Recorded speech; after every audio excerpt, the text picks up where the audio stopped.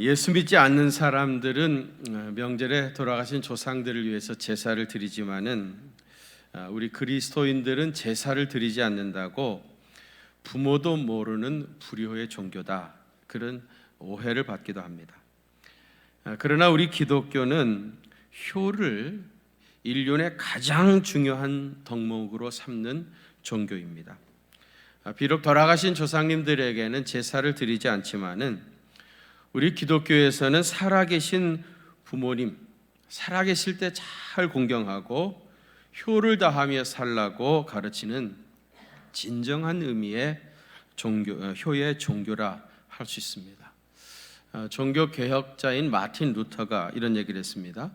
부모님을 하나님 다음으로 공경해야 된다.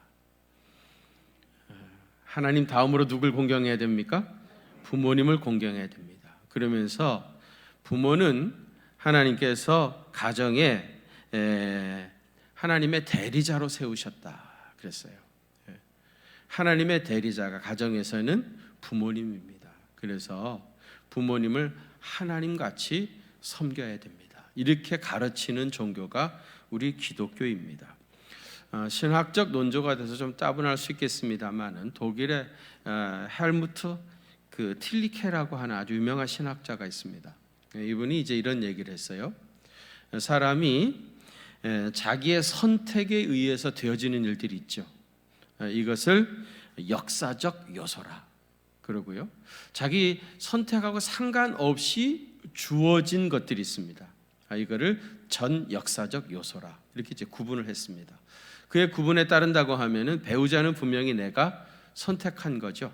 그렇기 때문에 역사적 요소라 그렇게 할 수 있다면은 부모나 자식은 내가 선택한 게 아니죠. 나에게 주어진 것입니다. 그래서 이것을 전 역사적 요소라 그렇게 이제 구분을 한 것인데요. 쉽게 말해서 부모가 자녀를 선택한 것도 아니고 자식이 부모를 임의로 선택한 것도 아닙니다.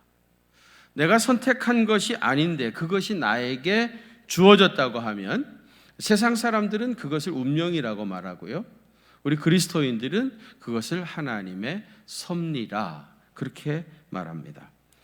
하나님이 왜 나에게 이런 부모를, 왜 그런 자식을 주셨는지 그 깊으신 뜻을 다 알 수는 없지만은 그러나 그것이 나를 향한 하나님의 정하신 뜻이라면 그것을 현실로 받아들이고 지극한 정성과 사랑으로 부모를 섬겨야 하고 또 자녀들을 돌봐야 하는 것입니다.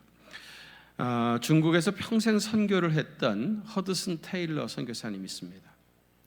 사람들이 그에게 찾아가 가지고 선교사님은 중국 사람들을 얼마나 많이 사랑했길래 평생 그곳에서 선교 사역을 할 수 있었겠습니까? 그렇게 물었더니요, 이분이 엉뚱하게 나는 중국 사람들을 사랑하지 않았습니다. 내가 사랑한 이는 하나님이었습니다. 허슨 테일러는요, 하나님께 대한 사랑을 고백하기 위해서 평생을 중국에서 살면서 자기에게 맡겨준 사명을 감당했던 겁니다.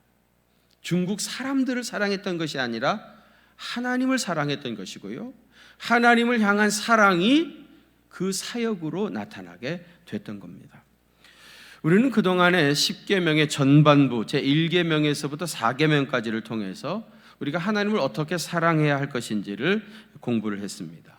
이제 하나님을 향한 사랑이 구체적으로 제일 먼저 표현이 되어야 할 것은 부모에 대한 사랑입니다. 부모를 공경하는 것, 그것이 곧 하나님에 대한 사랑입니다. 만약에 우리가 어떠한 이유에서든지 부모를 공경하지 않는다고 하면은 그것은 우리가 지금 하나님을 사랑하지 않는다고 하는 증거입니다.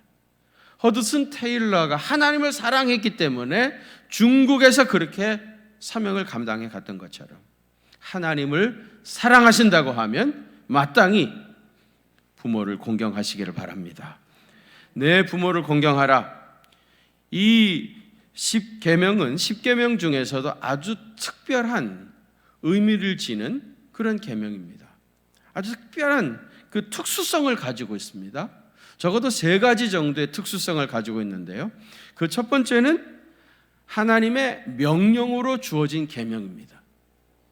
이 부모를 공경하라고 하는 이 계명은 하나님께서 명령하신 계명입니다. 여러분, 그 10계명이 구약 성경에 두 곳에서 나옵니다. 하나는 지금 우리 본문인 출애굽기 20장, 그리고 또 한 곳은 신명기 5장입니다. 오늘 우리 본문에는 나오지 않지만은요, 신명기 5장에 가게 되어지면은 거기에 제4계명 안식일을 거룩하게 지켜라고 하는 계명하고요, 제5계명 부모를 공경하라고 하는 이 두 계명은요, 하나님이 명령하신 계명이라고 분명히 기록이 되어 있습니다. 한번 보시죠. 신명기 5장 12절 한번 보십시오. 같이 봉독하실까요? 시작. 내 하나님 여호와가 내게 명령한 대로, 거기 보세요. 안식일을 지켜라고 하면서 뭐라 그랬어요? 내가 명령한 대로. 안식일법은 하나님이 명하신 계명입니다. 또 5장 16절 한번 보시죠. 같이 봉독하십니다. 너는 내 하나님 여호와께서 명령한 대로 내 부모를 공경하라. 부모를 공경하라고 하는 이 다섯 번째 계명에도 명령한 대로, 그러니까 하나님께서 우리에게 명령하신 계명입니다. 여러분, 우리를 낳아주시고 길러주시고 무한한 사랑을 베풀어 주셨던 부모님을 공경하지 않는 것은 이건 정말 부끄러운 일이고 하나님 앞에 죄를 짓는 것입니다. 그런데 우리 부모님들 가운데는 이렇게 좋은 분들이 많으시고 거의 대다수가 그런 분들이지만은 혹간 그렇지 않은 분들도 있을 수 있습니다. 낳아주시기는 했지만은 길러주지 못하신 분도 계시고요, 경제적으로 너무 무능하셔가지고 자식들에게 부담만 끼치는 그런 부모님들도 계시고요, 어떤 경우에는 대소변을 받아내야 할 정도로 거동이 불편하신 분들도 계시고, 어떤 경우에는요, 예수님을 믿지 않는 그런 부모님도 계십니다. 그래서 무슨 얘기를 하면은 그냥 그 갈등이 일어나고 싸움이 될 수밖에 없는 그런 부모님들도 사실은 있습니다. 과연 우리의 부모님이나 윗사람이 공경을 받을 만한 자격이 있느냐 없느냐 하는 문제를 제기하면서 선별적으로 만일에 공경을 하든지 하지 않는지 그렇다고 하면은 이건 분명히 잘못된 태도입니다. 부모님은 조건에 따라 공경해야 할 문제가 아닙니다. 그것은 하나님의 명령이기 때문에 이 명령에 순종할 것이냐 말 것이냐 하는 것은 여러분들의 선택의 문제입니다. 여러분 잘 아시는 에서와 야곱 이야기, 하나님께서 야곱을 사랑하시기로 작정을 하셨습니다. 언제요? 어머니 리브가 뱃속에서부터 그렇게 작정을 하신 겁니다. 태어나가지고요, 에서와 야곱이 태어나가지고 야곱은 착한 일을 많이 하고 부모님도 공경하고, 그래서 정말 그는 축복받을 만한 사람이었기 때문에 야곱은 축복하신 것이고, 에서는 하는 짓이 다 그래가지고 저주하신 것이 아니고요, 태어나기도 전에 어머니 뱃속에서 야곱은 복 주시겠다고 작정하신 것이고 에서는 버리신 겁니다. 이 말은 뭐예요? 야곱과 에서의 행위와 상관없이, 무엇과 상관없이요? 선악간 행위와 상관없이 야곱은 축복하시겠다고 하나님이 결단하신 겁니다. 이건 결단의 문제인 겁니다. 부모를 공경하는 문제도 마찬가지입니다. 부모님이 우리에게 어떻게 행하셨느냐, 그 행위에 대한 문제가 아니고요, 부모를 공경하라, 이것은 하나님의 명령인데 이 명령에 순종할 것인지 말 것인지 오늘 결단의 문제인 겁니다. 여러분 어느 편에 서시겠습니까? 부모를 공경하라, 이것은 내 명령인데 내 명령에 순종하겠느냐, 우리 주님 지금 묻고 계시는 것입니다. 누가 지어낸 우스갯소리 같은데요, 여러분 잘 아시는 나폴레옹의 일화입니다. 나폴레옹이 군인들을 데리고 그 알프스 험한 산을 길을 쓰고 올라갔어요. 올라가가지고 부하들한테 뭐라고 한마디 하니까 그 부하들이 다 기절했다죠. 뭐라고 그랬어요? 충청도 버전으로 여기가 아닌가벼 그랬나 봐요. 여기가 아닌가벼 그랬더니 그 길을 쓰고 올라왔는데 얼마나 허무했겠습니까? 다 기절을 해버린 겁니다. 그 기절한 군인들 다 깨워가지고 데리고 내려왔습니다. 그리고 다른 데로 올라갔어요. 올라가가지고 또 한마디 또 기절해버리더랍니다. 뭐라 그랬죠? 아까 거긴가벼. 그러니까 어느 병사가 이번에는요 나폴레옹한테 뭐라고 한마디 하니까 나폴레옹이 기절했답니다. 뭐라고 그랬다죠? 나폴레옹이 아닌가벼?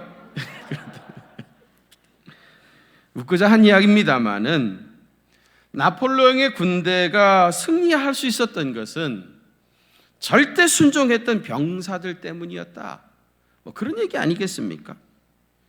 혹시 지휘관이 잘못된 명령을 했다 하더라도 병사들이 따라주어야 전쟁을 할 수 있는 거 아니겠습니까? 그리스도인들은 그리스도의 명령에 무조건적으로 순종하는 그리스도의 군사가 되어야 합니다. 우리의 영원한 대장 되신 우리 주님께서 지금 말씀하십니다. 내 부모를 공경하라. 여러분 이유를 달지 마시고 이 명령에 순종만 하시기를 바랍니다. 근데 여러분 그것이 하나님의 명령이라면 그게 우리에게 좋은 거 아니겠습니까? 설마 우리 주님께서 선하신 하느님께서 나쁜 것을 우리에게 명령하셨겠습니까? 다 이해가 되지도 아니하고 또 그럴 만한 상황도 되지 않지만은 그래도 내 부모를 공경하라 주님이 명령하셨다면 그게 우리한테 좋은 거니까 그것을 통해서 우리 주님께서 많은 복을 주실 거니까 하라고 하시는 거 아니겠습니까? 이 명령에 순종함으로 주의 약속하신 풍성한 복을 받아 누리시기를 바랍니다. 두 번째로는요 약속이 있는 계명입니다. 뭐가 있는 계명이라고요? 약속이 있는 계명입니다. 10계명의 10계명 가운데 약속이 붙어있는 계명은 이거 딱 하나입니다. 유일합니다. 오늘 보면 12절에 내 부모를 공경하라. 그리하면 공경하면 어떻게 됩니까? 네 하나님 여호와가 내게 준 땅에서 내 생명이 길리라. 땅에서 생명이 길리라. 무병장수의 복을 주시겠다는 것입니다. 유명한 구절이죠. 에베소서 6장 2절과 3절입니다. 같이 봉독하십시다. 내 아버지와 어머니를 공경하라. 이것은 약속 있는 첫 계명이니 이로써 내가 잘되고 땅에서 장수하리라. 아멘. 아버지와 어머니를 공경하면은요 이것은 약속 있는 첫 계명, 약속이 붙어져 있는, 약속이 패키지처럼 따라오는 첫 번째 계명, 제일 큰 계명이라는 거죠. 이로써 네가 잘되고 땅에서 장수하리라. 여러분 잘 되시기를 원하시면 부모님을 공경하시길 바랍니다. 이 세상에서 무병장수하시기를 원하시면 부모님 공경하시기를 바랍니다.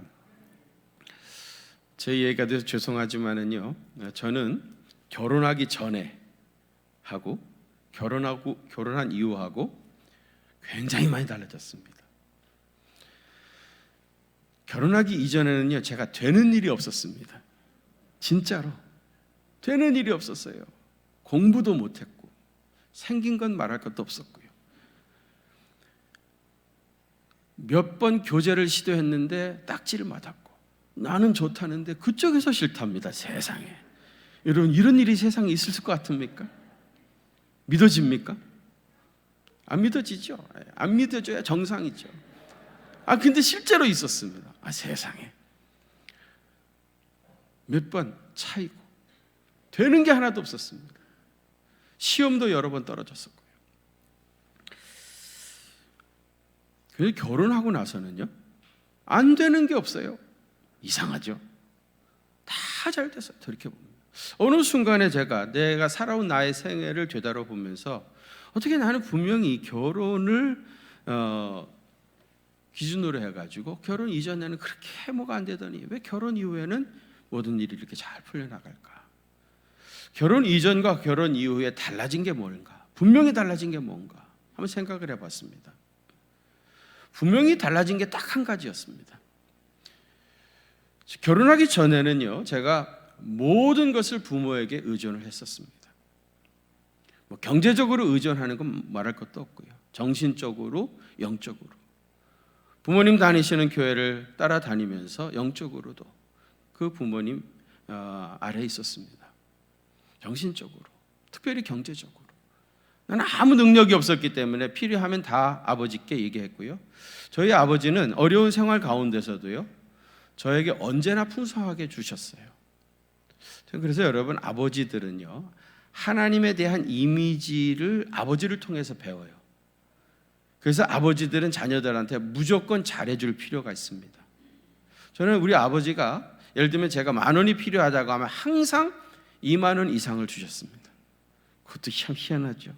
누구는 깎았다는데, 그래서 자기가 알아서 더 붙여가지고 얘기했다는데, 우리 아버지는 내가 10,000원만 필요하다는데 그거 갖고 되겠냐, 20,000원 주시고 30,000원을 주시고 항상 그랬어요. 그래서 저는 지금도 하나님은 내가 기대했던 것보다 더 좋은 것을 주시는 분이시다, 그런 생각을 가져요. 경제적으로 완전히 그 아버지의 도움을 받고 살았습니다. 근데 결혼을 하고 나서, 우리 할아버지 때부터 하던 일인데, 우리는 결혼하면 아버지 세를 바쳐야 됩니다. 그래서 결혼을 하면서 그 다음 달부터 아버지한테 용돈을 드리기 시작했어요.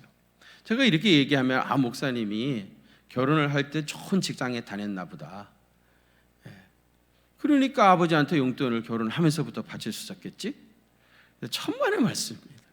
제가 신학대학원 1학년 때 결혼을 했습니다. 신학생이었습니다. 제 직업은 교육전도사였습니다. 23만 원 받았습니다. 등록금도 내야 되는데 나는 그때부터 한 푼도 아버지한테 도움을 받지 않고 오히려 아버지한테 아버지 세라는 명목으로 많지는 않았지만은 꼬박꼬박 아버지한테 용돈을 드렸습니다. 생각해 보면은 제 아내나 저희 처갓집에서 참 이상한 집안이다 그랬을 것 같아요. 학교 다니는 학생을 결혼을 시켜놨으면 최소한 등록금은 책임져 줘야 되는 거 아니겠습니까? 그러지 않으면 장가를 보내지 말든지, 등록금도 안 주면서 용돈은 받아 챙기시는 우리 아버지의 그 행위가 이해가 됐겠습니까? 제 아내는요, 그리고 보면 지금 생각해보면 결혼하고 나서도 콩깍지가 안 벗겨졌나 봐요. 그러니까 우리 가문의 전통이다, 내가 그렇게 해야 된다 하니까 순종하며 따라준 겁니다.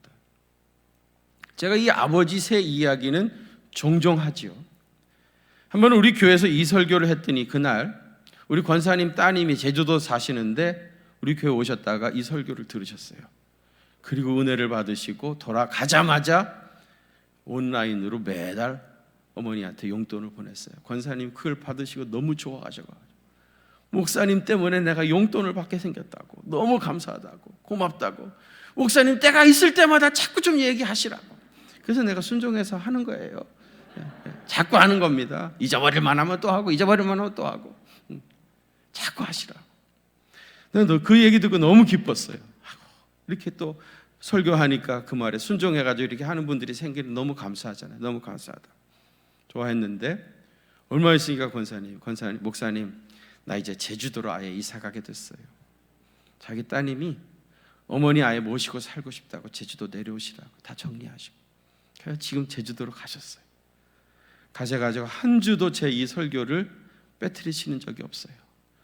우리 교회 홈페이지 오셔가지고 보시고 가끔 은혜 받았다고 문자도 주시고, 아마 오늘 이 설교도 보실 거예요.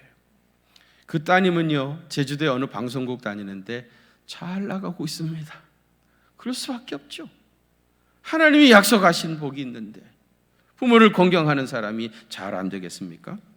여러분, 부모 공경하면 약속하신 대로 땅에서 잘 되고 무병장수하게 될 줄로 믿습니다. 마지막 세 번째로는요, 이 계명은요 시간적으로 제한이 있는 계명이에요. 시간적으로 제한이 있어요. 무슨 말인가 하면은요, 이 계명이 하나님께서 명령하신 계명이고요, 약속이 있는 첫 계명이라고 하지만은 이 계명은요 부모님이 살아 계시는 동안에만 의미가 있는 계명입니다. 근데 육신의 부모가 돌아가시면은 이 계명은 더 이상 지키고 싶어도 지킬 수도 없는 계명입니다. 이런 의미에서 아주 독특한 계명이죠. 이런 계명이 있습니까? 복음을 전해라, 이웃을 위해서 봉사하라, 가난한 사람들을 섬겨라, 그런 많은 말씀들이 있는데 그건 언제든지 내가 하고 싶으면, 감동을 받으면 그건 언제든지 할 수 있습니다. 근데 이 계명은 하고 싶다고 해서 그때 가서 할 수 있는 계명이 아닙니다. 명절 콤플렉스가 있다고 그러죠. 명절이 되면은 5시간에서 한 10시간씩 막 차를 타고 고향에 내려가야 되잖아요. 가면 그때부터 적어도 2박 3일 동안 여기서는 그렇게 우아하게 아이들 학교 보내고 카페에서 커피나 마시고, 그리고 핸드백 들고 다니셨던 분들이 거의 시집 가면 어떻게 되는 거예요? 완전히 무술이 되는 거 아니에요, 무술이. 그래가지고 가자마자 그냥 주방에 취업이 돼가지고 거기서 밥하고 밥 먹고 나면은 설거지하고 끝내고 나면 다시 밥 준비해야 되고 그런 2박 3일을 하는 거예요. 한 번도 일을 안 하다가 갑자기 일을 하니까 얼마나 힘들어요. 병도 나고 아프고 스트레스 엄청 받고 거기 가면 다 앞에 시자 붙어 있는 사람들 있잖아요. 시어머니, 시누이 뭐 하여튼 시자 붙은 사람들 쉬고 나는 좋은 사람을 아직까지 못 봤어. 다 그래. 원래가 시자는 그래. 스트레스 엄청 받고 집에 오면서 차에서 남편하고 싸우는 거 아니에요. 대빵거리고. 그게 부부싸움하고 사니 못 사니 그러고. 소위 말하는 명절 콤플렉스입니다. 여러분 힘든 거 사실이죠. 얼마나 힘들겠어요. 그때 여러분 그것도 부모님 살아계실 때 얘기입니다. 돌아가시면 내려갈 고향도 없고요. 음식 차려봤자 드실 분도 없습니다. 그것도 살아계실 때. 몇 년이나 더 하겠습니까, 여러분? 제가 우리 교회 영적 주방장 아닙니까? 저는 다른 목사님들에 비해서는 비교적 설교에 스트레스를 덜 받는 사람이에요. 물론 저도 많은 스트레스를 받아요. 그래 토요일 날 좀 짜증납니다. 스트레스 때문에. 근데 다른 분들은 말하는 거 들어보면 나보다 훨씬 더 스트레스를 받는 것 같아요. 뭐라는 줄 알아요? 해산하는 수고 같다는 거예요. 해산하는 진통을 겪는데. 아니 여러분, 해산의 진통이라는 건 평생에 한두 번 하고 마는 거지. 그걸 매주일 해산의 진통하려면 어떻게 사람이 살아요? 그렇게 생각하면 나는 다른 분들보다는 스트레스가 좀 적은가 보다 이런 생각을 해요. 오히려 저는 여러분들을 주일날 강단에서 만날 것을 생각하면 설레임도 있고 또 맛있게 이 말씀을 받아 드실 것을 생각하면 또 기대감도 있고 그러면서 주일을 맞이합니다. 그런데 오늘같이 내 부모를 공경하라 하는 이런 설교를 할 수밖에 없는 날이 있잖아요. 어버이 주일이라든지 오늘같이 말이죠. 이 설교는 정말 피할 수만 있으면 피하고 싶어요. 내가 이 설교 열심히 하고 있는데 우리 어머니가 저 문 열고 들어오시면 어떻게 되겠어요? 우리 어머니 문 열고 들어오실까 봐. 어느 권사님이요, 목사님 우리 아들하고 영화 보고 왔어요 자랑하시더라고요. 그 얘기 들으면서 나 그 집 아들이 얼마나 귀해 보였는지 말이죠. 왜냐하면 저는 우리 어머니 한 번 모시고 영화관에 가지 못했거든요. 만약에 제가 우리 어머니 모시고 영화관에 가면 아마 우리 어머니도 그랬겠죠.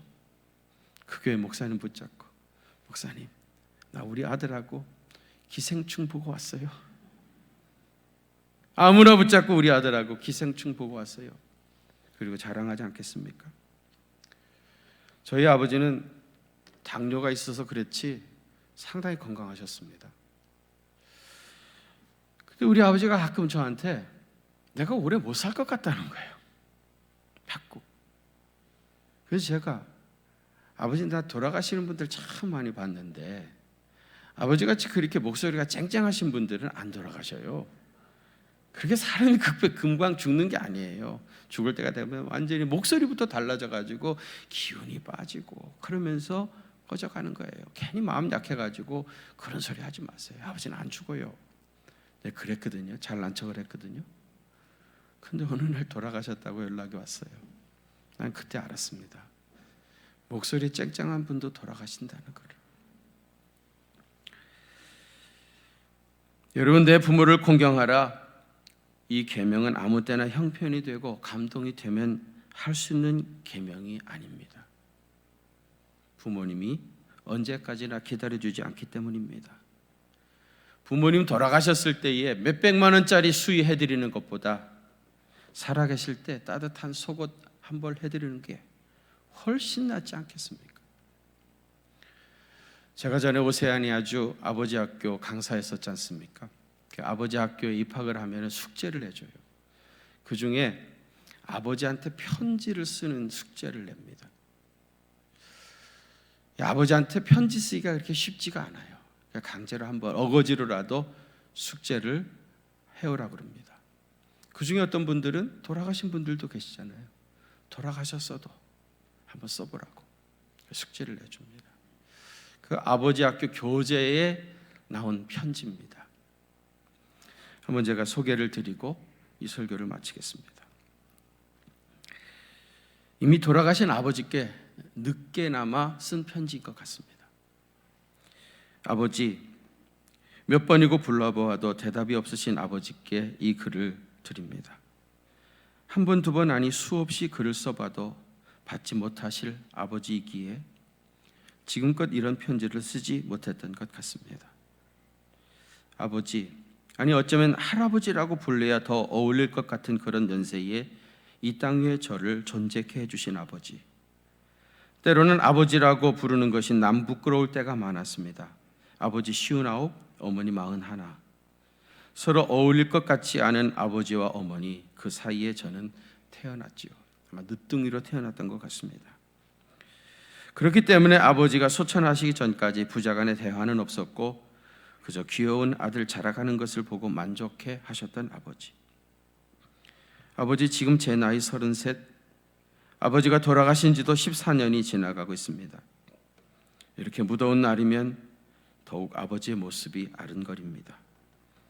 콩밭 사이에 쭈그리고 앉아 수건 하나 목에 두르시고 밭을 매 가셨던 모습, 푸르게 자라나며 꽃 피우기를 기도하시며 논뚝기를 헤집고 다니시던 모습, 유난히 막걸리와 담배를 좋아하셨던 아버지의 모습이 이 무더운 여름에 그리워집니다. 늦게 둔 아들이라 매 한 번 들지 않으셨기에 버릇없이 자랐습니다. 아버지 살아계실 땐 지병이셨던 해소와 천식 때문에 늘 고생하셨지요. 예배당에 앉아 아버지와 함께 예배를 드릴 때였죠. 목사님 설교 시간에 심하게 기침하셨던 것이 어린 제게는 너무도 창피하고 부끄러웠기에 다시는 교회 나오지 마세요 드렸던 말씀 때문에 그 뒤로는 교회에 나가지 않으신 아버지. 아버지의 가슴을 무너지게 했던 어린 이 자식의 말 한마디가 지금도 제 가슴을 울리고 있습니다. 그런 제가 지금 목사가 되어 있습니다. 못된 자식이지요. 교회 아버지 못 나오시게 했던 그 망나니 녀석이 목사가 되어 있다니요. 천국에서 저의 모습을 보시고 웃고 계실 아버지, 늦게나마 아버지께 용서의 말씀을 드리고 싶습니다. 아버지, 용서해 주세요. 늦게 복음을 접하시고 온 가족을 구원해 주셨던 아버지의 뜻을 따라 최선을 다하는 복음의 메신저가 되기 위해서 노력할 것입니다. 아버지, 지금 손자 녀석이 4살입니다. 때로는 아버지가 살아계시면 서진이를 얼마나 귀여워하실까 하는 생각도 듭니다. 저와 같이 겁없고 건방진 그리고 자식을 만들고 싶지 않기에 때로는 매를 들기도 한답니다. 아버지, 오늘처럼 이렇게 아버지를 많이 불러본 적도 없을 거예요. 기도하겠습니다.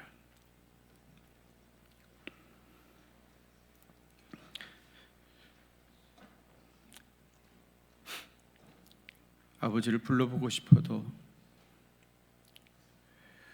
부를 수 없는 때가 온다는 것을 기억하게 하시고, 부모님 살아계셨을 때 오늘 주신 계명의 말씀을 따라 내 부모를 잘 공경하는 믿음의 사람 되게 하여 주시옵소서.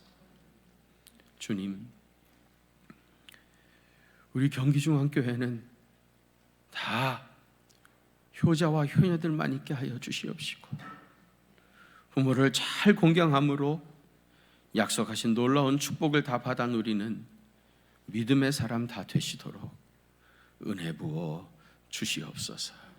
그래서 땅에서 잘 되고 장수하는 그런 풍성한 복을 받아서 많은 사람들에게 선한 영향력을 끼칠 수 있는 믿음의 사람 되게 하여 주옵소서. 이제는 만복의 근원이 되시는 우리 구주 예수 그리스도의 그 크신 은혜와 하나님 우리 아버지의 무한하신 사랑하심과 성령님의 위로하심과 교통하심이 우리 경기중앙교회 사랑하는 성도들과 또 저들의 가정과 그 생업의 현장들 위에 전염병으로 고통당하고 있는 우리 조국 대한민국 위에 이제로부터 영원토록 함께 계시옵기를 간절히 축원하옵나이다. 아멘.